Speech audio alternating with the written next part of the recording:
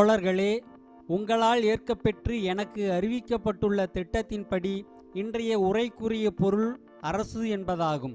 இப்பொருள் பற்றி ஏற்கனவே உங்களுக்கு எந்த அளவுக்கு தெரிந்துள்ளது என்பதை நான் அறியேன். நான் நினைப்பது சரியானால் உங்களது வகுப்புகள் இப்பொழுதுதான் தொடக்கமாகின்றன. இப்பொருளை முறையாக நீங்கள் அணுகத் தொடங்குவது இதுவே முதல் தடவையாகும். இங்கனமாயின் கடினமான இப்பொருள் பற்றிய முதல் பேச்சில் எனது உரையை கேட்பவரில் பலருக்கு போதிய அளவு தெளிவாகவும் புரியக்கூடிய விதத்திலும் எனது கருத்துக்களை விளக்கி வைப்பதில் நான் வெற்றி பெறாமல் போகலாம். அப்படி நேர்ந்து விடுமாயின் அது பற்றி கலக்கமுற வேண்டாம் என்றும் உங்களை கேட்டுக்கொள்கிறேன். ஏனெனில் அரசு என்பது பற்றிய பிரச்சனை மிக மிக சிக்கலும் கடினமான ஒன்று. முதலாளித்துவ அறிஞர்கள், எழுத்தாளர்கள், தத்துவ ஞானிகளால் ஒருவேளை மற்ற எந்த பிரச்சனையையும் விட மிகுதியாக குழப்பிவிடப்பட்ட ஒன்றாகும். ஆகவே இப்பொருளை ஒரு சுருக்கமான பேச்சில் ஒரே முறையில் தெளிவாக புரிந்து கொள்வது சாத்தியம் என்று ஒருபோதும் எதிர்பார்க்கக்கூடாது. இப்பொருள் பற்றிய முதல் பேச்சுக்கு பின் விளங்கி கொள்ளாத அல்லது உங்களுக்கு தெளிவில்லாத இடங்களை நீங்கள் குறித்து வைத்து கொண்டு இரண்டாவது, மூன்றாவது மற்றும் நான்காவது முறையும் அவற்றை அணுக வேண்டும்.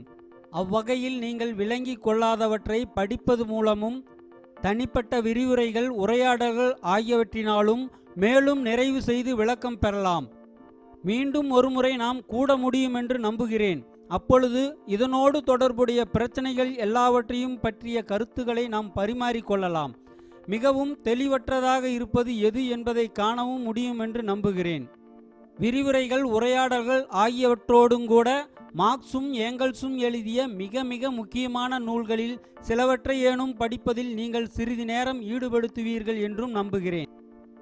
சோவியத் கட்சி பள்ளிக்கூட மாணவர்க்கான உங்கள் நூல் நிலையத்தில் உள்ள நூல் பட்டியலிலும் உதவி பட்டியல்களிலும் மிக மிக முக்கியமான இந்நூல்களை காணக்கூடும் என்பதில் ஐயமில்லை. இந்நூல்களினுடைய வாசகத்தின் சிக்கல் காரணமாக உங்களில் சிலருக்கு முதலில் திகில் உண்டாகலாம். இருந்தாலும் இதனால் நீங்கள் ஏதும் கலக்கமடையக்கூடாது என்று மறுபடியும் எச்சரிக்கிறேன். முதல் முறை படிக்கும் பொழுது தெளிவில்லாதது இரண்டாவது முறை படிக்கும் பொழுது அல்லது பின்னர் அந்த பிரச்சனையை சற்று வேறுபட்ட ஒரு கோணத்திலிருந்து அணுகும் பொழுது தெளிவாகிவிடும். ஏனென்றால் இந்த பிரச்சனை மிகச் சிக்கலானது. அதோடு முதலாளித்துவ அறிஞர்களும் எழுத்தாளர்களும் இதனை மிகவும் குழப்பியும் விட்டிருக்கிறார்கள் என்பதை திரும்பவும் சொல்கிறேன். ஆகவே இந்த பிரச்சனையை ஆழமாக ஆராய்ந்து அதில் சொந்த முயற்சியால் தேர்ச்சி பெற விரும்பும் யாரும் இதனை பலகாலம் முனைந்து பயில வேண்டும். அதனை பற்றி திரும்ப திரும்ப படிக்க வேண்டும். அதனை தெளிவாகவும் திண்ணமாகவும் புரிந்து கொள்வதற்கு பல்வேறு கோணங்களிலிருந்தும் இப்பிரச்சனையை பரிசீலிக்க வேண்டும். இப்பிரச்சனைக்கே மீண்டும் திரும்புவது என்பது மிகவும் எளிது. ஏனெனில் அரசியல் முழுவதற்குமே இது அவ்வளவு மூலாதாரமான அடிப்படையான ஒரு பிரச்சனையாகும். மேலும் தற்காலம் போல அத்தனை புயல் வீசும் புரட்சிகர காலங்களில் மட்டுமல்லாமல் மிக மிக அமைதியான காலங்களிலும் கூட ஒவ்வொரு நாளும் எந்த செய்தித்தாள்களிலும் ஏதேனும் ஒரு பொருளாதார அல்லது அரசியல் பிரச்சனையோடு சம்பந்தப்பட்டு இந்த பிரச்சனை உங்களை எதிர்ப்படும். அரசு என்பது என்ன? அதன் தன்மை யாது? அதன் பொருள் என்ன? நமது கட்சி முதலாளித்துவத்தை தூக்கி எறிய போராடும் கட்சி, அதாவது கம்யூனிஸ்ட் கட்சி அரசு விஷயத்தில் கொண்டுள்ள நிலை என்ன? இக்கேள்விக்கு யாதேனும் ஒரு தொடர்பில் ஒவ்வொரு நாளும் நீங்கள் திரும்ப நேரும். மேலும் வெவ்வேறு நிலைமைகளில் மிக மிக அற்பமான பிரச்சனைகளையொட்டி மிகவும் எதிர்பாராத சந்தர்ப்பத்தில் எதிரிகளோடு நடத்தும் உரையாடல்களிலும் விவாதங்களிலும் இந்த பிரச்சனை உங்கள் எதிர் நிற்க காண்பீர்கள். ஆதலால் உங்கள் படிப்பின் பயனாய் அரசு என்பது பற்றி நீங்கள் செவிமடுக்கும் உரையாடல்கள், விரிவுரைகள் ஆகியவற்றின் பயனாய் நீங்கள் இந்த பிரச்சனையை பற்றி பிறர் துணையின்றியே அணுகும் ஆற்றலை பெறுவது மிகவும் முக்கியமாகும். இப்பிரச்சனையை பிறர் துணையின்றி ஆராயும் வழியை நீங்கள் கற்றால்தான் உங்கள் கொள்கை துணிவுகளில் போதிய அளவு உறுதி கொண்டவர்களாக உங்களை நீங்கள் கருத முடியும். யாரையும் எதிர்த்து எந்த நேரத்திலும் அவற்றை போதிய வெற்றியுடன் பாதுகாத்து நிற்க முடியும். சுருக்கமான குறிப்புகளை தொடர்ந்து இனி நான் அப்பிரச்சனையை ஆராயப் போகிறேன். அரசு என்பது என்ன? அது எவ்வாறு தோன்றியது? முதலாளித்துவத்தை அறவே தூக்கி எறிய போராடும் தொழிலாளி வர்க்கத்தின் கட்சியான கம்யூனிஸ்ட் கட்சி அரசை பற்றி கொள்ள வேண்டிய அடிப்படையான உறவு நிலை யாது? இதுவே பிரச்சனையாகும். அரசை பற்றிய பிரச்சனையைப் போல முதலாளித்துவ விஞ்ஞானம், தத்துவ ஞானம், சட்டக்கலை, அரசியல், பொருளாதாரம், பத்திரிகைகள் ஆகியவற்றின் பிரதிநிதிகளால் தெரிந்தோ தெரியாமலோ அவ்வளவு குழப்பிவிடப்பட்ட வேறொரு பிரச்சனையை நீங்கள் காண்பது அருமை என்று நான் முன்பே கூறியுள்ளேன். இப்பிரச்சனை இந்நாள் வரையில் மதம் பற்றிய பிரச்சனைகளோடு அடிக்கடி பிணைத்து குழப்பப்பட்டிருக்கிறது. மத போதனைகளை பின்பற்றுவோர் மட்டுமின்றி அவர்களிடம் அதனை எதிர்பார்ப்பது முற்றிலும் இயற்கைதான். மத காழ்ப்பினின்றும் விடுபட்டவராக தம்மை கருதுகின்றவர்கள் கூட அரசு என்பது பற்றிய தனி பிரச்சனையை மதம் பற்றிய பிரச்சனைகளோடு மிக அடிக்கடி குழப்புகின்றனர். அத்துடன் சித்தாந்தம், தத்துவ ஞானம் ஆகியவற்றின் அடிப்படையில் அமைக்கப்பெற்ற வாதங்களும் முடிவுகளும் நிறைந்த ஒரு போதனையை அடிக்கடி சிக்கல் மிகுந்த ஒரு போதனையையே உருவாக்கவும் பாடுபடுகின்றனர். அரசு என்பது ஏதோ தெய்வீகமானது, இயற்கைக்கு அப்பாற்பட்டது, மனிதகுலம் வாழ்வதற்கே காரணமான ஏதோ ஒரு வகை சக்தி, மனிதனுடையதல்லாத ஒன்றை அவனுக்கு அப்பாற்பட்ட ஏதோ ஒன்றால் கொடுக்கப்பட்டதை அது தன்னோடு கொண்டு வருகிறது, மக்களுக்கு அதனை வழங்குகிறது அல்லது வழங்குவதற்காக வந்திருக்கிறது, அரசு தெய்வத்தால் தோற்றுவிக்கப்பட்ட ஒரு வகை சக்தி என்றெல்லாம் இந்த போதனை உரிமை கொண்டாடுகிறது. அத்துடன் வேறு ஒன்றையும் சொல்லியாக வேண்டும். இந்த போதனை சுரண்டும் வர்க்கங்களின் நிலப்பிரபுக்கள், முதலாளிகள் ஆகியவர்களின் நலன்களோடு மிக மிக நெருக்கமாக பிணைக்கப்பட்டிருக்கிறது. அவர்களின் நலன்களுக்காக மிக நன்றாக பணிபுரிகிறது. முதலாளித்துவ வர்க்கத்தின் பிரதிநிதிகளாக திகழும் கணவான்களின் பழக்க வழக்கங்கள், கருத்துகள், விஞ்ஞானங்கள் எல்லாவற்றிலுமே அது மிக ஆழமாக இழைந்து கலந்திருக்கிறது. ஆகவேதான் அந்த போதனையின் மிச்ச சொச்சங்கள் எங்கும் இருப்பதை நீங்கள் காணலாம். தாங்கள் மத காழ்ப்புகளுக்கு அடிமைப்பட்டவர்கள் என்று குறிப்பிட்டால் அதனை வெறுப்புடன் மறுத்து, அரசு என்பதை தாங்கள் நிதான பார்வையுடன் கருதக்கூடியவர்கள் என்று நினைத்து கொண்டிருக்கும் மென்சுக்குகள், சோசலிஸ்ட் புரட்சியாளர்கள் ஆகியோர் அரசு பற்றி கொண்டுள்ள கருத்தில் கூட அந்த போதனையின் மிச்ச சொச்சங்களை காணலாம். இந்த பிரச்சனை இவ்வளவு தூரம் குளறுபடி செய்து சிக்கலாக்கப்பட்டிருப்பதற்கு காரணம் யாதெனில், மற்ற எந்த பிரச்சனைகளையும் விட பொருளாதார விஞ்ஞானத்தின் அடிப்படைகளை தவிர்த்து அதிகமாக ஆளும் வர்க்கங்களின் நலன்களை இது பாதிக்கிறது. சமுதாய சலுகையை நியாயப்படுத்துவதற்கும், சுரண்டல் நிகழ்வதை நியாயப்படுத்துவதற்கும், முதலாளித்துவம் இருப்பதை நியாயப்படுத்துவதற்கும் அரசு பற்றிய போதனை பணிபுரிகிறது.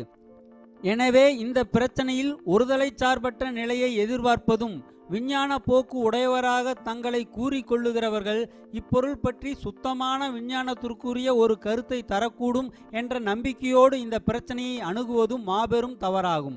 இப்பிரச்சனை பற்றிய நல்ல தெளிவு உங்களுக்கு ஏற்படும் பொழுது போதிய அளவு ஆழமாக சென்று அதை ஆராய்ந்த பிறகு அரசு என்பது பற்றிய பிரச்சனையில், அரசு பற்றிய போதனையில், அரசு பற்றிய தத்துவத்தில் வெவ்வேறு வர்க்கங்களுக்கிடையிலும் நிகழும் போராட்டத்தை, அரசு பற்றிய கருத்து முரண்பாட்டின் மூலமும், அரசு வகிக்கும் பங்கு பற்றிய, அரசு என்பதன் பொருள் பற்றிய மதிப்பீட்டின் மூலமும் வெளிப்படுகிற அல்லது பிரதிபலிக்கப்படுகிற போராட்டத்தை நீங்கள் என்றென்றும் காண்பீர்கள்.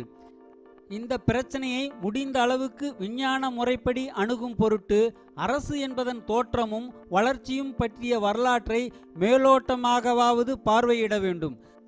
சமூக விஞ்ஞானம் பற்றிய பிரச்சனையில் மிக மிக நம்பகமானதொன்றும், இந்த பிரச்சனையை சரிவர அணுகும் பழக்கத்தை உண்மையிலேயே பெறுவதற்கும், சில்லறை விவரங்களின் திரளிலோ ஒன்றையொன்று எதிர்க்கும் கருத்துகளின் மிக பெரிய வேறுபாட்டிலோ சிக்கி வழிதவறி விடாதிருப்பதற்கும் மிக மிக அவசியமானதொன்று.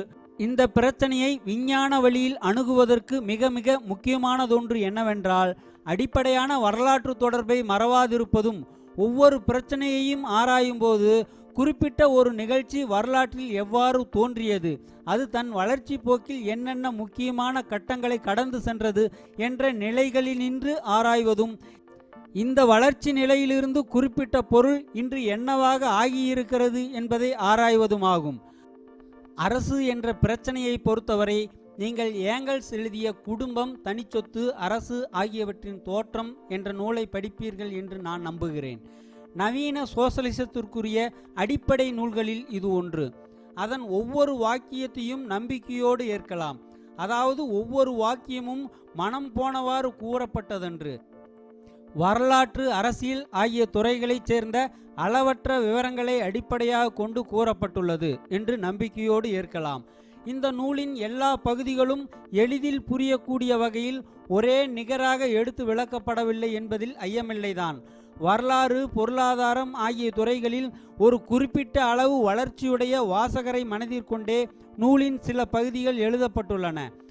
ஆயினும் இந்த நூலை படித்ததும் அதை உடனேயே புரிந்து கொள்ளாவிடில் நீங்கள் கலக்கமுறக்கூடாது என்று நான் மீண்டும் சொல்லுகிறேன். இந்நூலை எடுத்த எடுப்பில் புரிந்து கொள்வது எவருக்கும் அரிது. பின்பு உங்கள் ஆர்வம் தூண்டிவிடப்படும் பொழுது அதை மீண்டும் படித்தீர்களானால் அதனை முழுக்கவும் இல்லாவிட்டாலும் அதன் ஒரு பெரும்பகுதியை புரிந்து கொள்வதில் வெற்றியுறுவீர்கள். நான் இந்நூலை குறிப்பிடுவதன் காரணம் யாதெனில், இங்கு குறிக்கப்பட்ட பொருளில் இந்த பிரச்சனையை ஆராய்வதற்கான சரியான வழியை அது காட்டுகின்றது. அரசினது தோற்றத்தின் வரலாறு பற்றிய ஒரு சுருக்க உரையுடன் அது தொடக்கமாகிறது. இந்த பிரச்சனையை சரிவர ஆராய்வதற்கு நாம் அதன் வளர்ச்சி பற்றிய வரலாறு முழுவதன் மீதும் கண்ணோக்கு செலுத்துவது இன்றியமையாததாகும். மற்ற ஒவ்வொரு பிரச்சனையையும் போலத்தான் இதுவும். எடுத்துக்காட்டாக, முதலாளித்துவத்தின் தோற்றம், மனிதனை மனிதன் சுரண்டுதல், சோசலிசம் எவ்வாறு தோன்றியது, அது தோன்றுவதற்கு காரணமான சூழ்நிலைகள் யாவை என்பன போன்ற எந்த பிரச்சனையையும் ஆழமான முறையில் நம்பிக்கையுடன் ஆராய்வது என்பது அதன் வளர்ச்சி பற்றிய வரலாறு முழுவதையும் நாம் நோக்கினால்தான் முடியும். இந்த பிரச்சனையை பொறுத்தவரை அரசு எல்லா காலங்களிலும் இருந்ததில்லை என்பதை முதலில் கருத்தில் கொள்ள வேண்டும். அரசு இல்லாதிருந்த காலம் ஒன்றும் இருந்தது. எங்கெங்கே எவ்வப்போது சமுதாயத்தில் வர்க்க பிரிவினை தோன்றுகிறதோ, சுரண்டுவோரும் சுரண்டப்படுவோரும் தோன்றுகிறார்களோ, அங்கெல்லாம் அவ்வப்போது அரசும் தோன்றுகிறது. மனிதனை மனிதன் சுரண்டுவதற்கான முதல் வடிவம், வர்க்கங்களாக ஆண்டைகள் அடிமைகள் என்று பிரிகிற முதல் வடிவம் தோன்றுவதற்கு முன்பு தந்தை வழி குடும்பம் இருந்தது. இதையே சில வேளை கிளான் வழி குடும்பம் என்றும் கூறுவதுண்டு. கிளான் என்பது தலைமுறை, குலம் தலைமுறை ஆகியவற்றுக்கு இணங்க மக்கள் கூடி வாழும் முறை. ஆதி மக்களினங்களது வாழ்க்கையின் அந்த ஆதிகாலத்திற்குரிய வெவ்வேறு திட்டமான அறிகுறிகள் இன்றளவும் தப்பி பிழைத்திருக்கின்றன. ஆதிகால பண்பாடு பற்றிய எந்த ஒரு நூலை எடுத்தாலும் ஆதிகால கம்யூனிசத்தை ஓரளவு ஒத்திருக்கும் காலம், அடிமைகள் என்றும் ஆண்டைகள் என்றும் சமுதாயம் பிரிக்கப்படாத காலம் ஒன்று இருந்தது என்பது பற்றிய வெவ்வேறு அளவு திட்டமான விளக்கங்களையும் குறிப்புகளையும் நினைவுகளையும் நீங்கள் எப்பொழுதும் காண்பீர்கள். அக்காலத்தில் அரசு என்பது இருந்ததில்லை. வன்முறைகளை பயன்படுத்தும், வன்முறைக்கு மக்களை கீழ்ப்படுத்தும் முறையான தனி இயந்திரம் இருந்ததில்லை. அவ்வகை இயந்திரமே அரசு எனப்படும். ஆதிகால சமுதாயத்தில் ஓரளவு காட்டுமிராண்டி நிலையை ஒத்த வளர்ச்சியின் இன்னும் மிகவும் தாழ்ந்த படிநிலையிலேயே மக்கள் சிறு சிறு குலங்களாக வாழ்ந்த காலத்தில், நாகரீகம் படைத்த இன்றைய மனித சமுதாயத்திற்கு பல்லாயிரக்கணக்கான ஆண்டுகளுக்கு முற்பட்ட ஒரு காலகட்டத்தில் அரசு என்ற ஒன்று இருந்ததற்குரிய அறிகுறிகளே தென்படவில்லை. அங்கே வழக்கம், மரபு இவற்றின் ஆதிக்கத்தையும் குலத்தலைவர்கள் வைத்தாண்ட செல்வாக்கு, மதிப்பு, அதிகாரம் இவற்றையுமே நாம் காண்கிறோம். இந்த அதிகாரம் சில வேளை மகளிருக்கும் அளிக்கப்பட்டிருந்ததை காண்கிறோம். அன்றைய மகளிர் நிலை இன்றைய மகளிரின் உரிமைகளற்ற ஒடுக்கப்பட்ட நிலை போல இருந்ததில்லை. ஆனால் அந்த காலத்தில் மற்றவரை ஆள்வதற்காகவும் ஆள்வதையே நோக்கமாக கொண்டும் ஒருவகை கட்டாயப்படுத்தும் இயந்திரத்தை, வன்முறை இயந்திரத்தை முறையாகவும் நிரந்தரமாகவும் கையாள்வதற்காக மக்களிடையே பிரித்து வைக்கப்பட்ட தனி வகையின ஆட்களை நாம் எங்கும் காண்பதில்லை.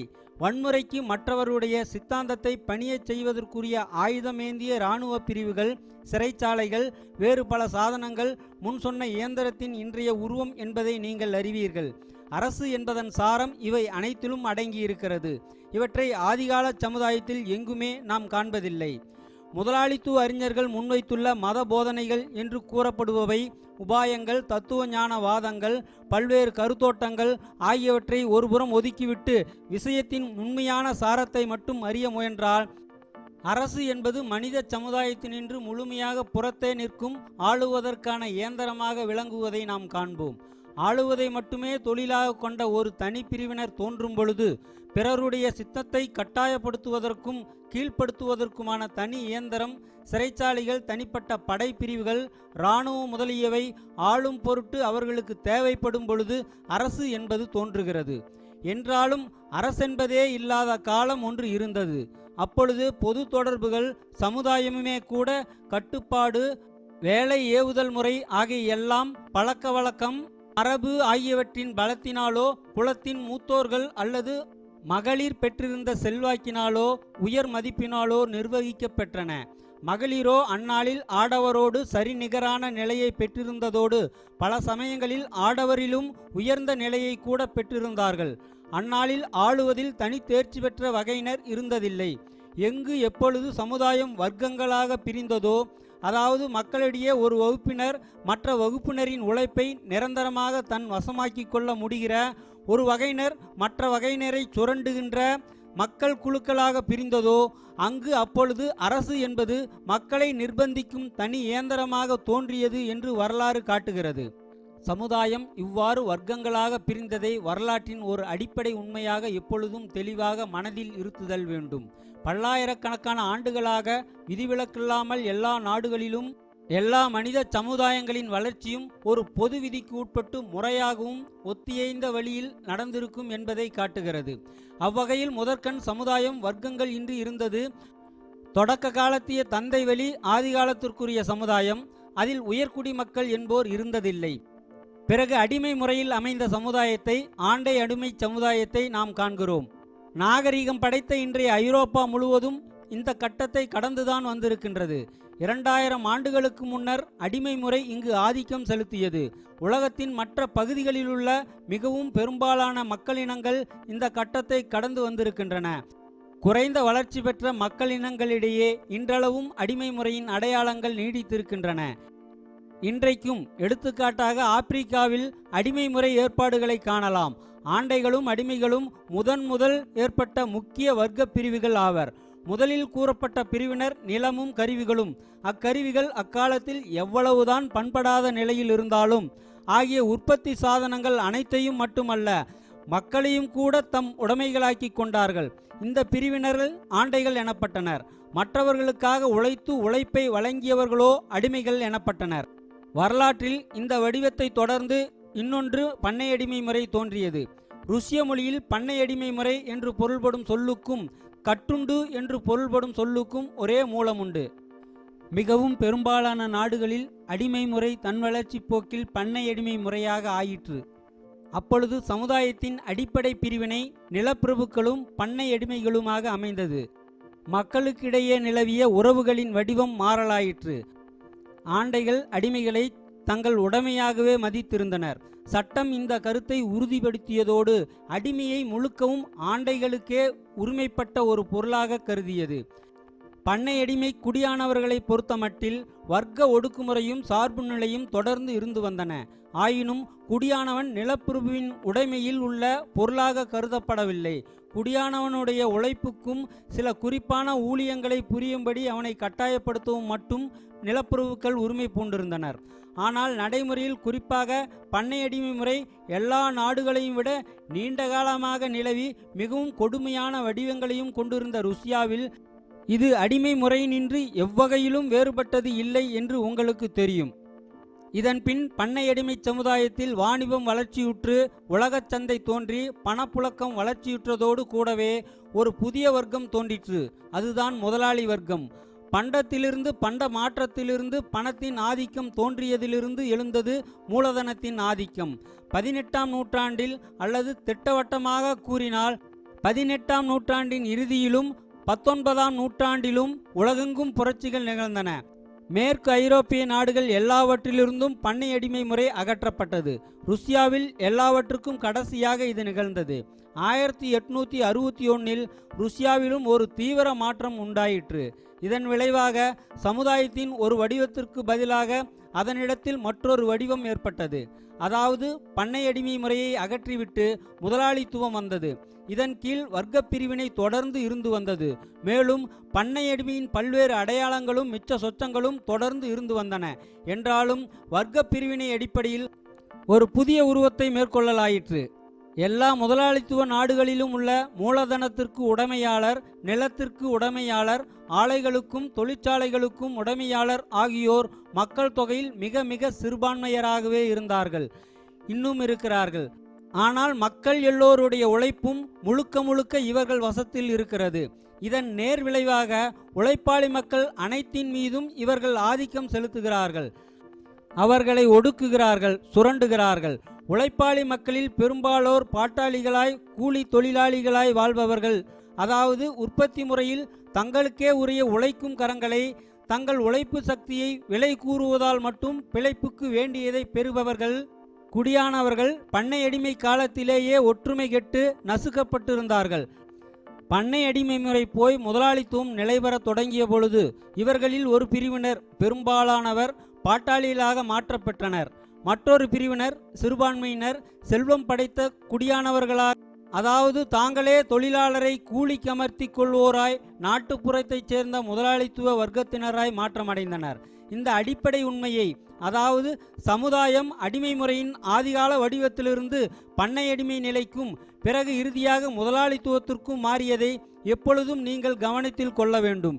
ஏனெனில் இந்த அடிப்படை உண்மையை நினைவில் கொள்வதால் மட்டும்தான் எல்லா அரசியல் போதனைகளையும் இந்த அடிப்படை திட்டத்தில் வைத்து பரிசீலிப்பதால் மட்டும்தான் இந்த போதனைகளை சரியான வகையில் மதிப்பிட்டறிய முடியும்.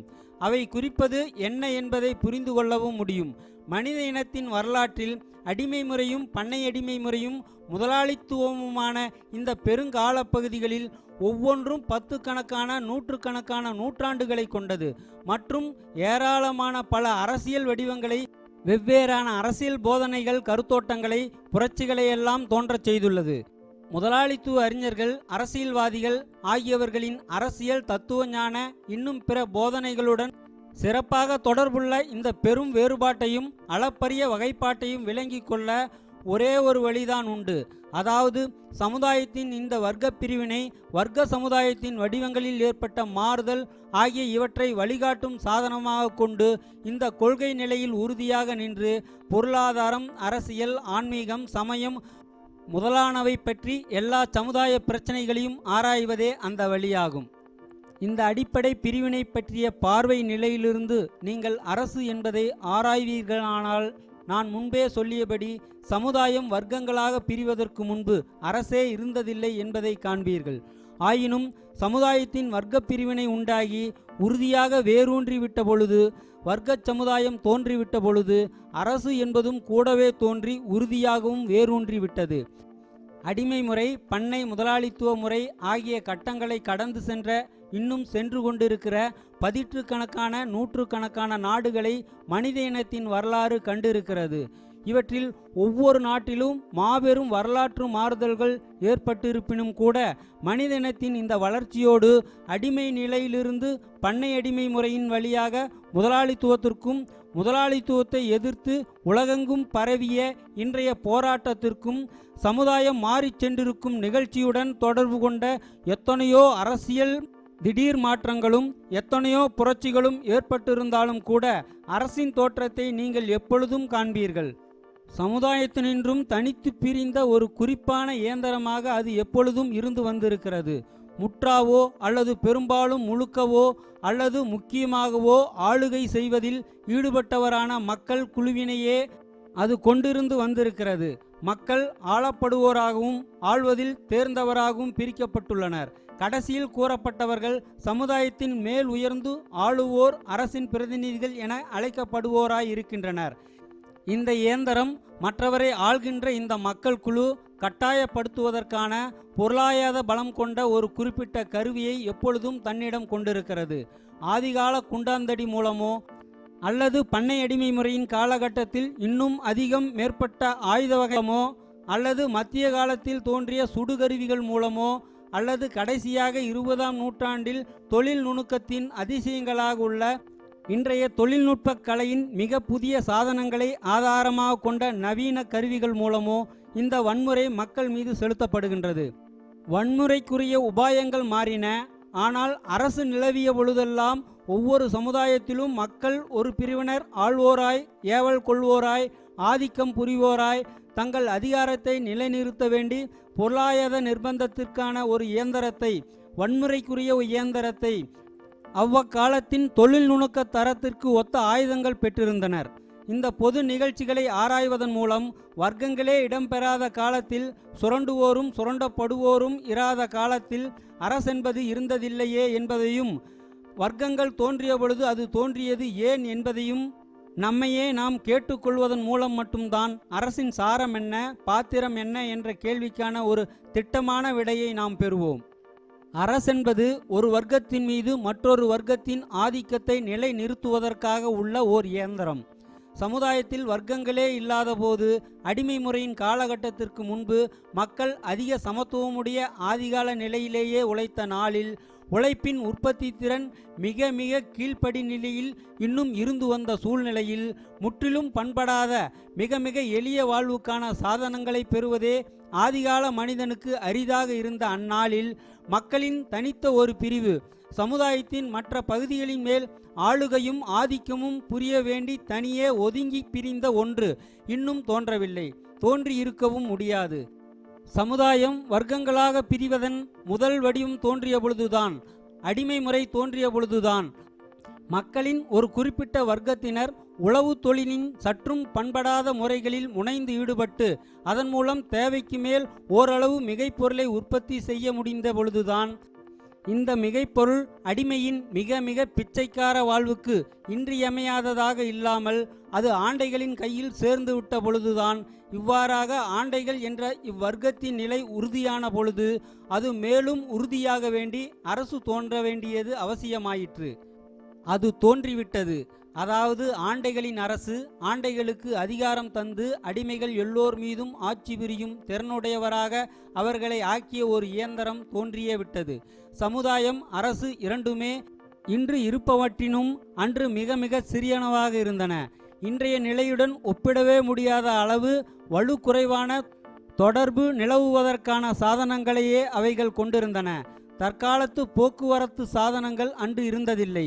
மலைகளும் ஆறுகளும் கடல்களும் இன்று இருப்பதை விட அளந்தறிய முடியாதவாறு மாபெரும் தடைகளாக இருந்தன. அரசு உருவாவது தற்காலத்துடன் ஒப்பிடும்போது மிக குறுகிய பூகோள எல்லைகளுக்கு உட்பட்டு இருந்தது. நிர்வாக முறைகளில் வலு குறைந்த அரசாங்க இயந்திரம் ஒப்புநோக்கில் குறுகலான எல்லைகள், குறுகலான செயல்வட்டங்கள் ஆகியவற்றுள் அடங்கி கிடந்த அரசுக்கு பணியாற்றியது. ஆயினும் அடிமைகள் தொடர்ந்து அடிமைகளாயிருக்குமாறு கட்டாயப்படுத்திய சமுதாயத்தின் ஒரு பகுதி மற்றொன்றுக்கு கீழ்ப்பட்டு அதனால் ஒடுக்கப்பட்டு இருக்குமாறு செய்த ஒரு இயந்திரம் இருக்கத்தான் செய்தது. வன்முறைக்குரிய நிலைத்த இயந்திரம் இல்லாமல் சமுதாயத்தின் பெரும்பாலான பகுதியை சமுதாயத்தின் மற்ற பகுதிக்காக முறையாக உழைக்கும்படி கட்டாயப்படுத்துவது முடியாத காரியம். வர்க்கங்கள் இல்லாமலே இருந்த வரையில் இந்த இயந்திரம் இருந்ததே இல்லை. வர்க்கங்கள் தோன்றிய பொழுது எங்கும் எப்பொழுதும் இந்த பிரிவினை வளர்ச்சி பெற்று வலுவடைந்ததோடு கூடவே தனித்த ஒரு ஏற்பாடு, அதாவது அரசு தோன்றிற்று. அரசின் வடிவங்கள் அளவிறந்து வேறுபட்டவை.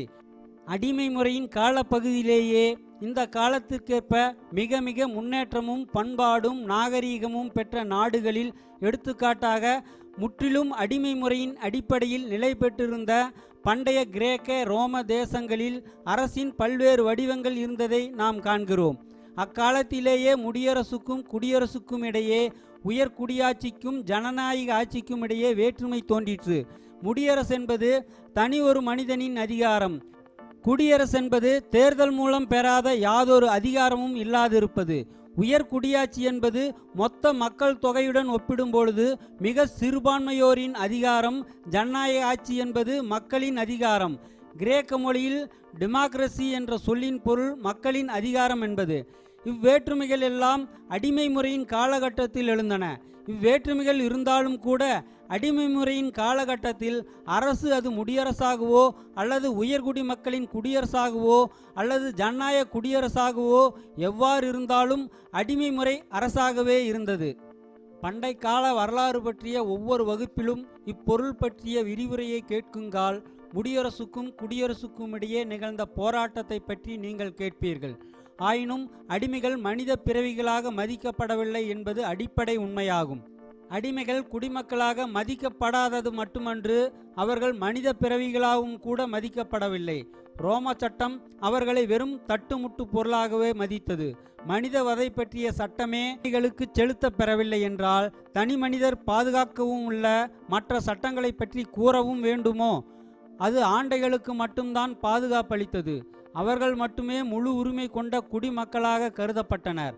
முடியரசோ அல்லது குடியரசோ எது ஏற்படுத்தப்படினும் அது ஆண்டைகளின் முடியரசாகவோ அல்லது ஆண்டைகளின் குடியரசாகவோ தான் திகழ்ந்தது. அவற்றின் கீழ் ஆண்டைகளே எல்லா உரிமைகளையும் அனுபவித்தனர். அடிமையோ சட்டப்பிரகாரம் ஒரு பொருளாகவே இருந்தான். அடிமைக்கு எவ்வகைப்பட்ட கொடூரத்தையும் இழைக்க முடியும் என்பது மட்டுமல்ல, அடிமையை கொல்வது கூட குற்றமாக கருதப்படவில்லை. அடிமை முறை குடியரசுகள் தம்முடைய உள்ளமைப்பில் வேறுபட்டிருந்தன. சில உயர்குடி மக்களின் குடியரசுகளாகவும் வேறு சில ஜனநாயக குடியரசுகளாகவும் இருந்தன. உயர்குடி மக்களின் குடியரசில் சலுகை பெற்ற மிகச்சிலரே தேர்தலில் பங்கு கொண்டனர். ஜனநாயக குடியரசிலோ ஒவ்வொருவரும் தேர்தலில் பங்கு கொண்டனர். ஆனால் அங்கும் ஆண்டைகள் மட்டும்தான், அதாவது அடிமைகளை தவிர எல்லோரும் தேர்தலில் பங்கு கொண்டார்கள். இந்த அடிப்படை உண்மையை கருத்தில் கொள்ள வேண்டும். ஏனெனில் மற்ற எந்த உண்மையையும் விட அரசு பற்றிய பிரச்சனையை அது மேலும் விளக்கி காட்டுவதோடு அரசின் இயல்பையும் தெளிவாக காட்டுகிறது. அரசென்பது ஒரு வர்க்கம் மற்றொரு வர்க்கத்தால் ஒடுக்கப்பெறுவதற்கான ஒரு இயந்திரம். ஒரு வர்க்கத்திற்கு மற்ற அடிப்பட்ட வர்க்கங்களை கீழ்ப்படிந்து இருக்கச் செய்யும் ஒரு இயந்திரம். இந்த இயந்திரத்திற்கு வேறு வேறான வடிவங்கள் உண்டு. அடிமை முறை அரசில் முடியரசும் உயர்குடி மக்களின் குடியரசும் ஜனநாயக குடியரசும் கூட இருந்ததை கண்டோம். உண்மையில் ஆட்சி முறையின் வடிவங்கள் மிக மிக வேறுபட்டன. ஆயினும் அவற்றின் சாரம் எப்பொழுதும் ஒன்றேதான். அடிமைகளுக்கு எந்த உரிமையும் இல்லை. அவர்கள் ஒடுக்கப்பட்ட வர்க்கமாகவே அமைந்தனர். அவர்கள் மனித பிறவிகளாக மதிக்கப்படவில்லை. பண்ணை அடிமை முறை அரசிலும் இதே நிலையைத்தான் நாம் காண்கிறோம். சுரண்டு முறையில் ஏற்பட்ட மாறுதல் அடிமை முறை அரசை பண்ணை அடிமை முறை அரசாக மாற்றியமைத்தது. இது அளவற்ற முக்கியத்துவம் கொண்டதாகும். அடிமை முறை சமுதாயத்தில் அடிமைக்கு எவ்வகைப்பட்ட உரிமையும் இல்லை. அவர் ஒரு மனித பிறவியாக கருதப்படுவதில்லை. பண்ணை அடிமை முறை சமுதாயத்திலோ குடியானவன் நிலத்தோடு பிணைக்கப்பட்டான். பண்ணை அடிமை முறையின் தலையான அடையாளமே குடியானவர்கள் நிலத்தோடு பிணைக்கப்பட்டவராக கருதப்பட்டனர் என்பதே. அப்போது குடியானவர்களே பெரும்பான்மையராக அமைந்திருந்தனர். நகரவாசிகள் மிக குறைந்த தொகையே இருந்தனர். இதிலிருந்துதான் பண்ணை அடிமை என்ற கருத்தோட்டம் உருவாகியது. தனக்கு நிலப்பிரபுவால் ஒதுக்கி தரப்பட்ட துண்டு நிலத்தில் குறிப்பிட்ட நாட்கள் வரை குடியானவன் தனக்காக உழைக்கலாம். மற்ற நாட்களில் அந்த பண்ணை அடிமை தன் நிலப்பிரபுவுக்காக உழைத்தான். வர்க்க சமுதாயத்தின் சாரம் அப்படியே இருந்தது. வர்க்க சுரண்டல் முறையை ஆதாரமாக கொண்டே சமுதாயம் அமைந்திருந்தது. நிலப்பிரபுக்கள் மட்டும்தான் முழு உரிமைகளையும் அனுபவிக்க முடிந்தது. குடியானவர்களுக்கு உரிமைகளே இல்லை. நடைமுறையில் அவர்களது நிலை அடிமை முறை அரசிலிருந்து அடிமைகளின் நிலையினின்றும் மிகச் சிறிதளவே வேறுபட்டது. இருந்தபோதிலும் அவர்களுடைய குடியானவர்களுடைய விடுதலைக்குரிய விரிந்த வாய்ப்பும் கிடைத்தது. ஏனெனில் பண்ணை அடிமை நிலப்பிரபுவின் நேரடி உடைமையாக கருதப்படவில்லை. அவன் தனக்கே உரிய நிலத்தில் தனது நேரத்தில் ஒரு பகுதியை கழிக்க ஒரு வகையில் ஒரு குறித்த அளவுக்கு தனக்கே உரியவனாக இருக்க முடிந்தது. பண்ட மாற்றமும் வணிக வளர்ச்சியும் வளர்ச்சி பெறுவதற்கான மிக பரந்த வாய்ப்புகள் ஏற்பட்டதும் பண்ணை அடிமை முறை மேலும் மேலும் சிதைந்து குலைவதாயிற்று. குடியானவர்களின் விடுதலை வாய்ப்பு மேலும் மேலும் விரிவடைந்தது. பண்ணை அடிமை முறை சமுதாயம் அடிமை முறை சமுதாயத்தை காட்டிலும் எக்காலும் அதிக சிக்கலானது. அதன் கண் வாணிபம், தொழில் ஆகியவை பெருமளவு வளர்ச்சியடைந்தன. அது அந்நாளிலேயே முதலாளித்துவத்திற்கு இட்டுச் சென்றது. மத்திய காலத்தில் பண்ணை அடிமை முறை ஆதிக்கம் வகித்தது. இங்குங்கூட அரசின் வடிவங்கள் வேறுபட்டன. இங்குங்கூட முடியரசு குடியரசு என்ற இரண்டையுமே காண்கிறோம். இவற்றில் பிந்தியது வலுக்குறைவாக வெளிப்பட்டது. ஆயினும் நிலப்பிரபுக்கள் மட்டுமே ஆள்வோராக எப்பொழுதும் கருதப்பட்டனர். பண்ணை அடிமைகளான குடியானவர்கள் அரசியல் உரிமைகள் எல்லாவற்றிலிருந்தும் முற்று முழுக்க விலக்கி வைக்கப்பட்டிருந்தனர். அடிமை முறை பண்ணை அடிமை முறை ஆகிய இரு அமைப்புகளிலுமே மக்களின் மிகச் சிறுபான்மையினர் மிக பெரும்பான்மையினர் மீது வன்முறை இல்லாது ஆதிக்கம் செலுத்த முடியவில்லை. ஒடுக்கப்பெற்ற வர்க்கங்கள் ஒடுக்குமுறையை அகற்றி எறிவதற்காக இடைவிடாது செய்த முயற்சிகளை பற்றி வரலாற்றில் நிரம்ப காணலாம். அடிமை முறையிலிருந்து விடுதலை பெறுவதற்காக பல பத்தாண்டுகள் வரை தொடர்ந்து நடந்த போர்களின் விவரங்கள் அடிமை முறை அமைப்பின் வரலாற்றில் உள்ளன. ஜெர்மன் கம்யூனிஸ்டுகள் ஸ்பார்த்தகிஸ்டுகள் என்ற பெயரை ஏற்றுக்கொண்டிருப்பதை இங்கே குறிப்பிடலாம். முதலாளித்துவ நுகத்தடியை தூக்கி எறிய உண்மையிலேயே போராடும் ஒரே ஜெர்மன் கட்சி இது. அவர்கள் இப்பெயரை மேற்கொண்ட காரணம் ஏறத்தாழ 2000 ஆண்டுகளுக்கு முன்பு நிகழ்ந்த அடிமைகளின் மிகப்பெரிய எழுச்சி ஒன்றின் மிக மிக பிரபலமான தலைவனாக திகழ்ந்தவனின் பெயர் ஸ்பார்த்தகஸ் என்பதனாலேயே ஆகும். பார்வைக்கு எல்லா வல்லமையும் கொண்டது போல் தோன்றிய ரோம பேரரசு முழுக்கவும் அடிமை முறையின் அடிப்படையில் அமைந்திருந்த ரோம பேரரசு ஸ்பார்த்தகஸ் தலைமையின் கீழ் ஆயுதமேந்தி ஒரு மாபெரும் படையாக ஒன்று திரண்ட அடிமைகளின் மாபெரும் எழுச்சியின் தாக்குதலுக்குள்ளாகி பல்லாண்டுகள் வரையில் அதிர்ச்சிகளுக்கும் அடிகளுக்கும் உள்ளாயிற்று. இறுதியில் அவ்வடிமைகள் தோற்று சிறைபிடிக்கப்பட்டு ஆண்டைகளால் சித்திரவதை செய்யப்பட்டனர். வர்க்க சமுதாயம் பற்றிய வரலாறு முழுவதும் இத்தகைய உள்நாட்டு போர்களை காணலாம். அடிமை முறையின் காலகட்டத்தில் நிகழ்ந்த இவ்வகையான உள்நாட்டு போர்களில் மிக மிக பெரிதான ஒன்றையே நான் இப்போது ஒரு எடுத்துக்காட்டாக குறிப்பிட்டேன். இவ்வாறே பண்ணை அடிமை முறையின் காலகட்டம் முழுவதும் குடியானவர்களின் இடைவிடாத எழுச்சிகள் நிறைந்ததாகும். எடுத்துக்காட்டாக மத்திய காலத்தில் ஜெர்மனியில் நிலப்பிரபுக்கள் பண்ணை அடிமைகள் என்ற இரண்டு வர்க்கங்களுக்கிடையே தோன்றிய போராட்டம் பெருத்த அளவில் விரிவடைந்து நிலப்பிரபுக்களை எதிர்த்து குடியானவர்கள் நடத்திய உள்நாட்டு போராக மாறிவிட்டது. இதுபோலவே ருசியாவிலும் நிலப்பிரபுக்களை எதிர்த்து குடியானவர்கள் மீண்டும் மீண்டும் நடத்திய எழுச்சிகளை பற்றி நீங்கள் எல்லோரும் அறிவீர்கள். தங்களுடைய ஆதிக்கத்தை நிலைநிறுத்தவும் தங்கள் அதிகாரத்தை பாதுகாக்கவும் நிலப்பிரபுக்களுக்கு ஒரு இயந்திரம் தேவையாயிருந்தது. இதை கொண்டு பரந்த எண்ணிக்கையிலான மக்களை ஒன்று திரட்டி தங்களுக்கு ஆட்படுத்தவும் குறிப்பிட்ட சட்டங்களுக்கும் விதிகளுக்கும் அவர்களை கீழ்ப்படுத்தவும் முடிந்தது. இச்சட்டங்கள் அனைத்தின் அடிப்படை கருத்து ஒன்றே, பண்ணை அடிமைகள் மீது நிலப்பிரபுக்களின் ஆதிக்கம் நிலைத்திருக்க வேண்டும் என்பதே அது. இதுதான் பண்ணை அடிமை முறை அரசு. இதற்கு எடுத்துக்காட்டாக ருசியாவையோ அல்லது இன்னும் பண்ணை அடிமை முறை நிலவுகிற முற்றும் பின்தங்கிய ஆசிய நாடுகளையோ குறிப்பிடலாம். நிலப்பிரபுத்துவ அரசு வடிவத்தில் ஆங்காங்கே வேறுபட்டிருந்தது. குடியரசாகவோ முடியரசாகவோ அது விளங்கியது. அரசு என்பது முடியரசாக இருந்தபொழுது ஒற்றை நபரின் ஆட்சி ஏற்கப்பட்டது. அது குடியரசாக இருந்தபொழுது நிலப்பிரபுத்துவ சமூகத்தின் தேர்ந்தெடுக்கப்பட்ட பிரதிநிதிகள் ஆட்சியில் பங்கு பெறுவது ஏதேனும் ஓர் அளவில் ஏற்கப்பட்டது. இது நிகழ்ந்தது பண்ணை அடிமை முறை சமுதாயத்தில். பண்ணை அடிமை முறை சமுதாயத்தில் நிலவிய வர்க்க பிரிவினையின்படி மிக பெரும்பாலோர், அதாவது பண்ணை அடிமைகள், மிக மிக சிறுபான்மையோரை, அதாவது நிலங்களின் சொந்தக்காரர்களான பிரபுக்களை முற்றிலும் சார்ந்திருந்தனர். வாணிபத்தின் வளர்ச்சி, பண்ட மாற்றத்தின் வளர்ச்சி இவற்றின் விளைவாக முதலாளிகள் என்ற ஒரு புதிய வர்க்கம் உருவாயிற்று. மத்திய காலத்தின் இறுதியில் அமெரிக்கா கண்டுபிடிக்கப்பட்ட பிறகு உலக வாணிபம் ஏராளமாக வளர்ச்சியுற்ற பொழுது, விலையுயர்ந்த உலோகங்களின் அளவு பெருக்கமான பொழுது, வெள்ளியும் பொன்னும் பரிமாற்றத்தின் சாதனங்களாக ஆன பொழுது, தனிப்பட்டவர்கள் பெருந்திரளான செல்வம் பெறுவதை பணப்புழக்கம் சாத்தியமாக்கிவிட்ட பொழுது மூலதனம் என்பது தோன்றிற்று. உலகு எங்கனும் வெள்ளியும் பொன்னும் செல்வமாக ஏற்கப்பட்டன. நிலப்பிரபுத்துவ வர்க்கத்தின் பொருளாதார வல்லமை சரிந்தது. புதிய வர்க்கத்தின் முதலாளித்துவ பிரதிநிதிகளின் வல்லமை வளர்ச்சி பெற்றது. சமுதாய அமைப்பில் உண்டான மாற்றத்தின்படி எல்லா குடிமக்களும் சமம் என்று பெயரளவில் ஏற்பட்டது. ஆண்டைகளும் அடிமைகளுமாக இருந்த பழம் பிரிவினை மறைந்தது. ஒவ்வொருவரிடமும் உள்ள மூலதனம் எதுவாக இருப்பினும் சட்டத்தின்படி எல்லோரும் சரிநிகராக மதிக்கப்பட்டனர். அதாவது நிலத்தை தமது தனியுடைமையாக கொண்டிருப்பவரும் சரி, அல்லது தமது உழைப்பு சக்தியை தவிர வேறு எந்த சொத்தும் இல்லாத பஞ்சையும் சரி, சட்டத்தின்படி சரி நிகரானவர் என்று கருதப்பட்டனர். சட்டம் ஒவ்வொருவரையும் சமமாக பாதுகாக்கிறதாம். அது சொத்துடைமையோரின் சொத்துக்களை சொத்தில்லாத மக்கள் திரள் தாக்குவதனின்றும் காத்தளிக்கிறது. சொத்தில்லாத அந்த மக்களோ தமது உழைப்பு சக்தியை தவிர வேறு உடைமை எதுவும் இல்லாதவராய் நாளுக்கு நாள் மேன்மேலும் வறுமைப்பட்டு நிலைகுலைந்து பாட்டாளிகளாக மாற்றம் பெறுகின்றனர். இதுதான் முதலாளித்துவ சமுதாயம். இது பற்றி மிக விரிவாக என்னால் பேச முடியாது.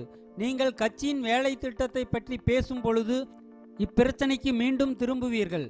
அப்பொழுது முதலாளித்துவ சமுதாயத்தின் தன்மை பற்றி விளக்க உரையை நீங்கள் கேட்பீர்கள். இந்த சமுதாயம் விடுதலை என்ற கோஷத்தை எழுப்பி நிலப்பிரபுத்துவ முறையை எதிர்த்து பழைய பண்ணையடிமை முறையை எதிர்த்து முன்வந்தது. ஆனால் அது சொத்துடையவர்களுக்கு மட்டுமே விடுதலையாயிற்று. 18ஆம் நூற்றாண்டில் இறுதியில் 19ஆம் நூற்றாண்டின் தொடக்கத்திலும் பண்ணையடிமை முறை சிதறடிக்கப்பட்டது. ருசியாவில் மற்ற நாடுகளை விட மிகவும் பின்தங்கிய காலத்தில் 1861 இது நிகழ்ந்தது. நிலப்பிரபுத்துவ அரசின் இடத்தில் முதலாளித்துவ அரசு நிலை பெற்றது. முதலாளித்துவ அரசு எல்லா மக்களுக்கும் விடுதலை என்பதை தன்னுடைய கோஷமாக பறைசாற்றுகிறது. அது எல்லா மக்களுடைய சித்தத்தையும் வெளியிடுவதாக கூறிக்கொள்கிறது. தான் ஒரு வர்க்க சார்பான அரசென்பதை மறுக்கிறது. இந்நிலையில் மக்கள் எல்லோருடைய விடுதலைக்காக போராடும் சோசலிஸ்டுகளுக்கும் முதலாளித்துவ அரசுக்கும் இடையே ஒரு போராட்டம் வளர்வதாயிற்று. இப்போராட்டத்தின் விளைவாகவே சோவியத் சோசலிச குடியரசு தோன்றியிருக்கிறது. அத்துடன் இப்போராட்டம் உலகம் முழுவதும் பரவியிருக்கிறது. உலக முதலாளித்துவத்திற்கு எதிராக தொடங்கப்பட்டுள்ள போராட்டத்தை புரிந்து கொள்ள, முதலாளித்துவ அரசின் சாரத்தை புரிந்து கொள்ள, முதலாளித்துவ அரசு நிலப்பிரபுத்துவ அரசை எதிர்த்து முன்வந்த பொழுது விடுதலை என்ற கோஷத்துடன் தான் போரில் இறங்கிற்று என்பதை நாம் நினைவில் கொள்ள வேண்டும். பண்ணையடிமை முறை ஒழிக்கப்பட்டது என்றால் முதலாளித்துவ அரசின் பிரதிநிதிகளுக்கு விடுதலை கிட்டிவிட்டது என்று பொருளாயிற்று. பண்ணையடிமை முறை தகர்ந்ததனால் குடியானவர்கள் நிலத்தை விலை கொடுத்து மீட்டோ அல்லது பகுதி பகுதியாக வீடு வரி செலுத்தியோ அரசுக்கு இதில் கவலை கிடையாது. அதனை தமது முழு உடைமையாக கொள்ளும் வாய்ப்பை பெற்றுவிட்டதால் முதலாளித்துவ அரசின் பிரதிநிதிகளுக்கு அது மேலும் உதவியாயிற்று. உடைமை எவ்விதமாக வந்ததாயினும் அரசு அதை பாதுகாத்தது. ஏனெனில் அரசு என்பது தனி உடைமையையே அடிப்படையாக கொண்டிருந்தது. நவீன நாகரிக நாடுகள் அனைத்திலும் குடியானவர்கள் தனியுடைமை கொண்டவர்களாக ஆகிவிட்டனர். தனது நிலத்தின் ஒரு பகுதியை குடியானவனுக்கு கொடுத்து விட்ட பொழுதும் கூட மீட்பு தொகையின் மூலமும் நிலத்தை விற்பனை செய்து பணம் பெறுவதன் மூலமும் நிலப்பிரபுவுக்கு கைமாறு செய்து அரசு தனியுடைமையை காத்தளித்தது. ஒரு வகையில் தனியுடைமையை முழுக்க பாதுகாப்பதாக அரசு பறைசாற்றிற்று எனலாம். தனியுடைமைக்கு எல்லாவித உதவியையும் பாதுகாப்பையும் அது வழங்கலாயிற்று. வணிகன், தொழில் முதலாளி, ஆலை சொந்தக்காரன் ஆகிய ஒவ்வொருவரின் சொத்து உரிமைகளையும் அரசு அங்கீகரித்தது. தனியுடைமை மூலதனத்தின் ஆதிக்கம் சொத்தில்லாத தொழிலாளரையும் உழைத்து வாழும் குடியானவர்களையும் முழுக்கவும் அடிபணிய வைப்பது என்ற அடித்தளத்தில் நின்றுள்ள இந்த சமுதாயம் தன்னுடைய ஆட்சி சுதந்திரத்தையே ஆதாரமாக கொண்டிருப்பதாக பறைசாற்றியது. பண்ணையடிமை முறையை எதிர்த்து போரிட்டு உடைமையின் சுதந்திரத்தை பறைசாற்றியது. அரசு என்பது ஒரு வர்க்க அரசாக இருந்த நிலை போய்விட்டதாக கூறி குறிப்பாக பெருமைப்பட்டது. இருப்பினும் ஏழை குடியானவர்களையும் தொழிலாளி வர்க்கத்தையும் அடிபணிய வைப்பதில் முதலாளிகளுக்கு உதவும் ஓர் இயந்திரமாக அரசு தொடர்ந்து இருந்து வந்தது. அனைத்து மக்களுக்குரிய வாக்குரிமையை பிரகடனப்படுத்தி தனது ஆதரவாளர்கள், பிரசாரகர்கள், அறிஞர்கள், தத்துவ ஞானிகள் ஆகியோர் மூலமாக இது ஒரு வர்க்க அரசல்ல என்பதை அறிவித்தது. இப்பொழுதும் சோவியத் சோசலிச குடியரசுகள் அதனோடு போர் தொடங்கியிருக்கும் பொழுது நாம் சுதந்திரத்திற்கு உழை வைப்பதாகவும் ஒரு பகுதியை மற்றவர்களை கொண்டு அடக்கி ஒடுக்கிவிட்டு வலுக்கட்டாய அடிப்படையில் ஓர் அரசை அமைப்பதாகவும் அவர்கள் நம்மீது குற்றஞ்சாட்டுகிறார்கள். அவர்களோ எல்லா மக்களையும் தழுவிய ஜனநாயக அரசின் பிரதிநிதிகளாக இருக்கிறார்களாம். இப்பொழுது, அதாவது உலக சோசலிச புரட்சி தொடங்கியிருக்கிற இந்நேரத்தில், சில நாடுகளில் புரட்சி வெற்றி பெற்றிருக்கிற இத்தருவாயில் உலக முதலாளித்துவத்தை எதிர்த்து நடத்தும் போராட்டம் குறிப்பாக கடுமை பெற்றுள்ள இந்த சந்தர்ப்பத்தில் அரசு பற்றிய பிரச்சனை மாபெரும் முக்கியத்துவம் பெற்றிருக்கிறது. இன்று இது மிகவும் அவசரமான பிரச்சனையாக எல்லா அரசியல் பிரச்சனைகள், எல்லா அரசியல் தகராறுகள் ஆகியவற்றின் குவி மையமாக ஆகியிருக்கிறது என்றும் கூறலாம்.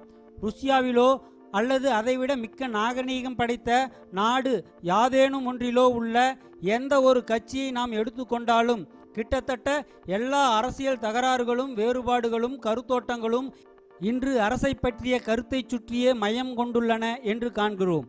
ஒரு முதலாளித்துவ நாட்டில், ஒரு ஜனநாயக குடியரசில், குறிப்பாக சுவிட்சர்லாந்து அல்லது அமெரிக்கா போன்ற ஒரு குடியரசில், மிக மிக சுதந்திரமான ஜனநாயக குடியரசுகளில் அரசு என்பது மக்கள் அனைத்தினுடைய சித்தத்தின் வெளியீடாக, மக்களுடைய பொதுவான தீர்மானத்தின் ஒன்று திரண்ட முடிவாக, தேசிய சித்தத்தின் வெளியீடாக இவை போன்ற பிறவாக இருக்கின்றனவா?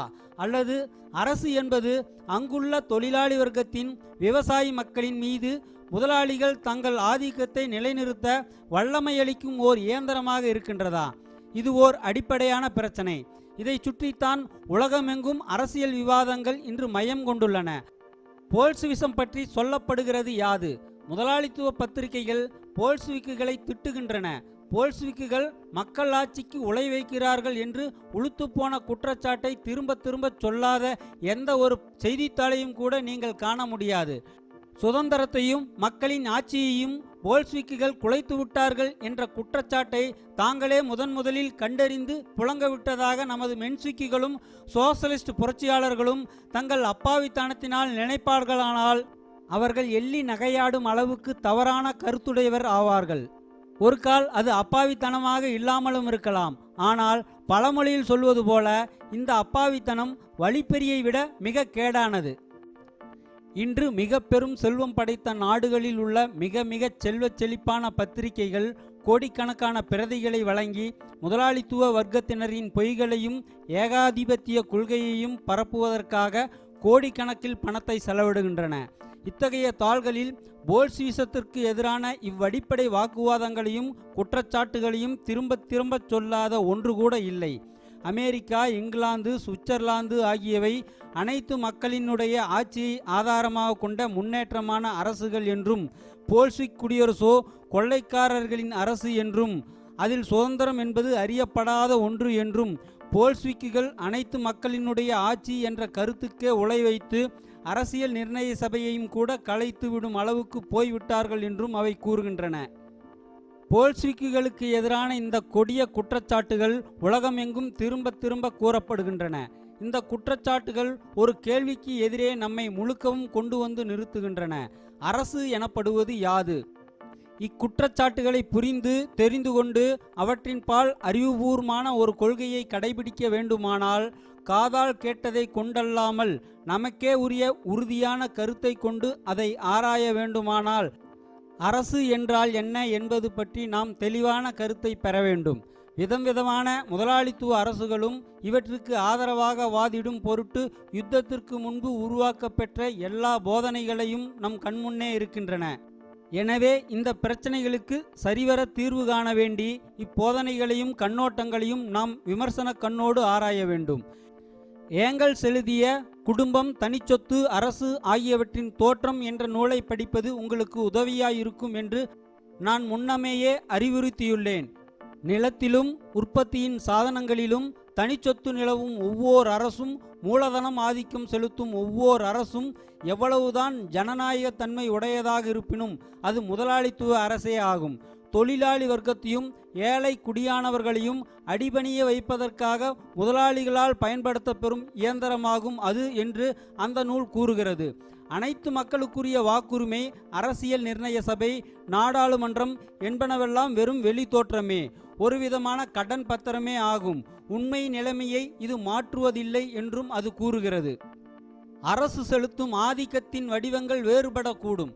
ஒரு வகை வடிவம் நிலவுகிற இடத்தில் ஒரு விதமாகவும், இன்னொரு வகை வடிவம் நிலவும் இடத்தில் வேறொரு விதமாகவும் மூலதனம் தன் ஆதிக்கத்தை வெளிப்படுத்தும். ஆனால் வாக்களிக்கும் தகுதிகள் உண்டோ இல்லையோ, அல்லது குடியரசு ஜனநாயகத்தன்மை உடையதோ இல்லையோ, எதுவானாலும் நடைமுறையில் மூலதனத்தின் கரங்களில்தான் அதிகாரம் இருக்கிறது. உண்மையில் குடியரசு எவ்வளவுக்கு ஜனநாயகத்தன்மை கொண்டதாக இருக்கிறதோ அவ்வளவுக்கு முதலாளித்துவ ஆட்சி அதிக முரடாகவும் அதிக இரக்கமின்றியும் இருக்கிறது. உலகத்தில் மிகப்பெரிய அளவு ஜனநாயகத்தன்மையுடைய குடியரசுகளில் ஒன்று அமெரிக்க ஐக்கிய நாடுகள். இருந்தும் அமெரிக்காவில் இருப்பது போல அவ்வளவு பண்பற்ற வகையில், அவ்வளவு பட்டவர்த்தமான ஊழல் மிகுந்த வகையில் சமுதாயம் முழுவதின் மீதும் மூலதனத்தின் அதிகாரமும் விரல் விட்டு எண்ணக்கூடிய ஒரு சில கோடீஸ்வரர்களின் ஆதிக்கம் இருப்பது வேறு எங்கும் கிடையாது. மூலதனத்திற்கு இருப்பிடம் கிடைத்தால் போதும், சமுதாயம் முழுவதன் மீதும் அது ஆதிக்கம் புரியும். எந்த ஜனநாயக குடியரசும் எவ்விதமான வாக்குரிமையும் விஷயத்தின் சாரத்தை மாற்றிவிட முடியாது. பண்ணை அடிமை முறையுடன் ஒப்பிடும் பொழுது ஜனநாயக குடியரசும் அனைத்து மக்களுக்குரிய வாக்குரிமையும் மாபெரும் முன்னேற்றமாக திகழ்ந்தன. பாட்டாளி வர்க்கம் இன்று பெற்றுள்ள ஒற்றுமையையும் ஒருமைப்பாட்டையும் அடைவதற்கும், மூலதனத்தை எதிர்த்து முறையாக போராடுகின்ற உறுதியும் கட்டுப்பாடும் பெற்ற அணிகளை வகுப்பதற்கும் அவை வாய்ப்பு அளித்துள்ளன. பண்ணையடிமை குடியானவர்களிடம் கிட்டத்தட்ட இது போன்றது கூட எதுவும் இருந்ததில்லை என்றால் அடிமைகளை பற்றி கூற தேவையில்லை. அடிமைகள் கிளர்ந்து எழுந்தனர், கலகம் புரிந்தனர், உள்நாட்டு போர்களை தொடங்கினர் என்பதை நாம் அறிவோம். ஆயினும் வர்க்க உணர்வுள்ள பெரும்பாலாரையோ போராட்டத்தை நடத்துவதற்கு வேண்டிய கட்சிகளையோ அவர்கள் ஒருபோதும் தோற்றுவிக்க முடியவில்லை. தாங்கள் எந்த குறிக்கோளுக்காக போராடுகிறோம் என்பதை தெளிவாக புரிந்து கொள்ள அவர்களுக்கு முடியவில்லை. வரலாற்றின் மிகப்பெரிய புரட்சிகரமான காலகட்டங்களில் கூட ஆளும் வர்க்கங்களின் கைப்பாவைகளாகவே அவர்கள் எப்போதும் இருந்தனர். சமுதாயத்தின் உலக வளர்ச்சி நிலையிலிருந்து பார்க்கும் பொழுது முதலாளித்துவ குடியரசு, நாடாளுமன்றம், அனைத்து மக்களுக்குரிய வாக்குரிமை ஆகிய அனைத்தும் மாபெரும் முன்னேற்றத்தை காட்டுகின்றன. மனித இனம் முதலாளித்துவத்தை நோக்கி சென்றது. முதலாளித்துவம் ஒன்றுதான் நகர்ப்புற பண்பாட்டின் மூலம் ஒடுக்கப்பட்ட பாட்டாளி வர்க்கம் தன்னைத்தானே உணரும்படியாக செய்யவும் உலக தொழிலாளி இயக்கத்தை உண்டாக்கவும் வாய்ப்பு அளித்தது. உலகெங்கிலும் உள்ள கோடிக்கணக்கான தொழிலாளர்களை கட்சிகளாக திரளாக மக்களின் போராட்டத்தை உணர்வுபூர்வமாக நடத்தி செல்லும் சோசலிஸ்ட் கட்சிகளாக அமையும்படி செய்தது. நாடாளுமன்ற முறை இல்லையேல், தேர்தல் அமைப்பு இல்லையேல் தொழிலாளி வர்க்கத்தின் இவ்வளர்ச்சி பெருக்கம் ஆக முடியாத காரியமாகவே இருந்திருக்கும். அதனால்தான் பெருந்திரளான மக்களின் பார்வையில் இவையெல்லாம் அத்தனை பெரும் முக்கியத்துவம் உடையன ஆகியிருக்கின்றன. அதனால்தான் திடீர் மாறுதல் என்பது அத்தனை கடினமானதாக தோன்றுகிறது. அரசு சுதந்திரமானது என்றும் எல்லோருடைய நலன்களையும் பாதுகாப்பது அதற்கு ஏற்பட்ட கடமை என்றும் முதலாளித்துவ பொய்யை உணர்வுபூர்வமான நயவஞ்சகரும் விஞ்ஞானிகளும் பாதிரிமார்களும் மட்டும்தான் எடுத்து பேசி ஆதரிக்கிறார்கள் என்பதன்று. பழைய தப்பெண்ணங்களில் உண்மையிலேயே ஒட்டிக்கொண்டு பழைய முதலாளித்துவ சமுதாயத்திலிருந்து சோசலிசத்திற்கு நிகழும் மாறுதல்களை புரிந்து கொள்ளாமல் இருக்கும் பெருந்திரளான மக்களும் அவ்வாறே செய்கிறார்கள்.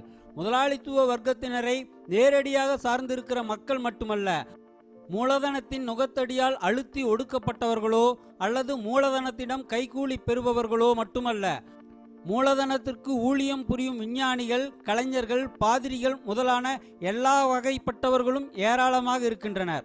வெறுமனே முதலாளித்துவ சுதந்திரம் பற்றிய தப்பெண்ணங்களுக்கு ஆட்பட்டிருக்கிற மக்களும் கூட போல்சிசத்திற்கு எதிராக உலகம் எங்கும் ஆயுதம் ஏந்துகின்றார்கள்.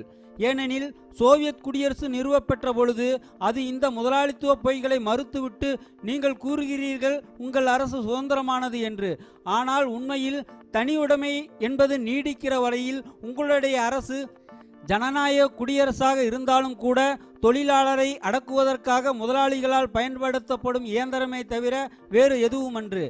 எவ்வளவுக்கு அரசு சுதந்திரமாக இருக்கிறதோ அவ்வளவுக்கு இது தெளிவாக வெளிப்படுகிறது என்று வெளிப்படையாக அறிவித்துள்ளது. இதற்கு எடுத்துக்காட்டுகள் ஐரோப்பாவில் சுவிட்சர்லாந்தும் அமெரிக்க கண்டத்தில் அமெரிக்க ஐக்கிய நாடுகளும் ஆகும். எவ்வளவு ஆடம்பரமாக அவற்றை பூசி மெழுகினாலும் சரி, உழைப்பாளர் ஜனநாயகம், குடிமக்கள் எல்லோருடைய சமத்துவம் என்றெல்லாம் பேசினாலும் சரி, அவ்வளவு வெக்கங்கெட்டதாகவும் இரக்கமின்றியும் மூலதனம் வேறெங்கும் ஆள்வதில்லை. அவை ஜனநாயக குடியரசுகளாக இருந்தாலும் கூட இந்த நாடுகளில் போல முதலாளித்துவத்தின் ஆதிக்கம் அத்தனை தெளிவாக வேறெங்கும் வெளிப்படுவதில்லை. உண்மையாதெனில் சுவிட்சர்லாந்திலும் அமெரிக்காவிலும் மூலதனம் ஆதிக்கம் புரிகிறது. தமது நிலைமையில் மிக மிகச் சிறிய உண்மையான அபிவிருத்தியை பெறும் பொருட்டு தொழிலாளர் செய்யும் ஒவ்வொரு முயற்சியிலும் அவர்கள் உடனடியான உள்நாட்டு போரினால் எதிர்க்கப்படுகிறார்கள். இந்த நாடுகளில் படைவீரர்கள் மிக குறைவு, நிரந்தர இராணுவம் அளவில் சிறியது. சுவிட்சர்லாந்தில் குடிமக்கள் படைதான் உண்டு. ஒவ்வொரு சுவிஸ் நாட்டுக்காரரிடமும் ஒரு துப்பாக்கி உண்டு. அமெரிக்காவிலோ மிக அண்மை காலம் வரையில் நிரந்தர இராணுவம் இருந்ததில்லை. அதனால் ஒரு வேலை நிறுத்தம் தோன்றினால் முதலாளித்துவ வர்க்கம் ஆயுதமேந்தி படையினர்களை கூலிக்கு அமர்த்தி வேலை நிறுத்தத்தை அடக்கி விடுகிறது. சுவிட்சர்லாந்திலும் அமெரிக்காவிலும் போல் தொழிலாளி வர்க்கத்தின் இயக்கத்தை அடக்கி ஒடுக்குவதில் அவ்வளவு இரக்கமற்ற கொடுமை வேறெங்கும் நிகழ்வதில்லை. இந்த நாடுகளில் போல நாடாளுமன்றத்திலே மூலதனத்தின் செல்வாக்கு அவ்வளவு வலுவுடன் வேறெங்கும் தன்னை வெளிப்படுத்துவதில்லை. மூலதனத்தின் பலம்தான் எல்லாம், பங்கு மார்க்கெட்டு தான் எல்லாம். நாடாளுமன்றமும் தேர்தல்களும் வெறும் கைராடு பாவையாகவும் கைப்பாவையுமே ஆகும். ஆயினும் கொஞ்சம் கொஞ்சமாக தொழிலாளரின் கண்கள் திறக்கின்றன. சோவியத் அரசாட்சி பற்றிய கருத்து, முக்கியமாக நாம் சற்று முன் அனுபவித்து வந்த இரத்த களரிக்கு பிறகு மேலும் மேலும் விரிவாக பரவுகிறது. முதலாளிகளுக்கு எதிராக தயவு ஜாச்சனையுமற்ற ஒரு போரை தொடுக்க வேண்டியது தேவை என்பது தொழிலாளி வர்க்கத்துக்கு மேலும் மேலும் தெளிவாகி வருகிறது. ஒரு குடியரசு, மிக மிக ஜனநாயகத்தன்மையுடைய குடியரசு கூட எந்த வேஷம் போட்டாலும் அது முதலாளித்துவ குடியரசாக இருக்குமானால் அதில் நிலம், ஆலைகள், தொழிற்சாலைகள் ஆகியவற்றின் மீது தனியுடைமை நிலவுமானால், சமுதாயம் முழுவதையும் தனிப்பட்ட மூலதனம் கூலியடிமை நிலையில் வைக்குமானால், அதாவது நமது கட்சியின் வேலை திட்டத்திலும் சோவியத் அரசியல் அமைப்பு சட்டத்திலும் சாட்டியவற்றை அது நிறைவேற்றவில்லையானால், அப்பொழுது இந்த அரசு சிலர் மற்றவர்கள் அடக்கி வைப்பதற்காக உள்ள இயந்திரமே ஆகும். இனி மூலதனத்தின் ஆதிக்கத்தை தகர்த்தெறிய வேண்டிய ஒரு வர்க்கத்திடம் இந்த இயந்திரத்தை ஒப்படைப்போம். அரசு என்பது அனைத்து மக்களுக்கிடையிலான சமத்துவத்தை ஆதாரமாக கொண்டது எனும் பழைய தப்பெண்ணங்களை எல்லாம் நாம் மறுப்போம். ஏனெனில் அது வஞ்சனையாகும். சுரண்டல் நீடிக்கிற வரையில் சமத்துவம் என்பது இருக்க முடியாது. நிலப்பிரபு தொழிலாளிக்கு சமம் என்றோ அல்லது பசித்த மனிதன் வயிறார உண்டு கொழுத்த மனிதனுக்கு சமம் என்றோ கூற முடியாது. அரசு என்பதற்கு அனைத்து மக்களுடைய ஆட்சி என்று பொருள் எனும் பழங்கதைகளை நம்பிக்கொண்டு மூடத்தனமான பயபக்தியுடன் மக்கள் அதன் முன் வணங்கி நின்றார்களே, அந்த அரசு எனும் இயந்திரத்தை பாட்டாளி வர்க்கம் ஒதுக்கி தள்ளிவிட்டு அது முதலாளித்துவ பொய் என்று சாற்றுகின்றது. முதலாளிகள் இடத்திலிருந்து இந்த இயந்திரத்தை பறித்து அதை நாம் எடுத்துக்கொண்டு விட்டோம். இந்த இயந்திரம் அல்லது குண்டாந்தடியை கொண்டு எல்லா சுரண்டலையும் நாம் தகர்த்தெறிவோம். சுரண்டலுக்கு வேண்டிய வாய்ப்பு உலகில் எவ்விடத்திலும் இல்லாமல் போன பொழுது, நில சொந்தக்காரர்களும் ஆலை சொந்தக்காரர்களும் எங்குமே இல்லை எனும் பொழுது, சிலர் மட்டும் வாரி வாரி விழுங்க மற்றவர்கள் பட்டினி கிடக்கும் நிலை நீடித்திராத பொழுது, இதற்கெல்லாம் இனி வாய்ப்பே கிடையாது எனும் நாளில்தான் இந்த இயந்திரத்தை நாம் குப்பையில் வீசுவோம். அப்பொழுது அரசென்பதும் இருக்காது, சுரண்டலும் இருக்காது. நம் கம்யூனிஸ்ட் கட்சியின் நோக்கம் இதுவே. பின்னால் நிகழும் விரிவுரைகளில் இந்த பொருளை நாம் மீண்டும் ஆராய்வோம். அதனை ஆராய மீண்டும் மீண்டும் அதன்பால் திரும்புவோம் என்றே நம்புகிறேன். 1929 ஜனவரி 18 பிராவ்தா பத்திரிகையின் இதழ் 15 முதன்முதலாக வெளியிடப்பட்டது.